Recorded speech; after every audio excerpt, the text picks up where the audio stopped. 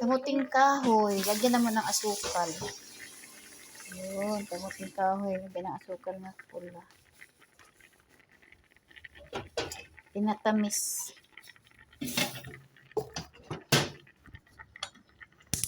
Kamuting kahoy.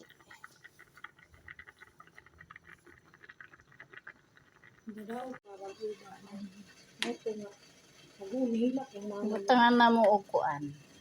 Gatas na condense. Yan. Pila kay cooking oil man ko. Inyo cooking oil amo akay. Condense Nestle. Yan.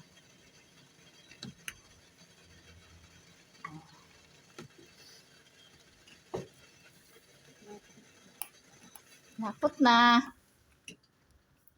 Ayan karon nga mo kuan gid siya kutuhok gid ba.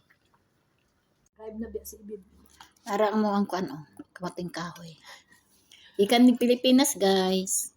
Lami kayo. Lagyan na mo ng condense. Kaon tayo.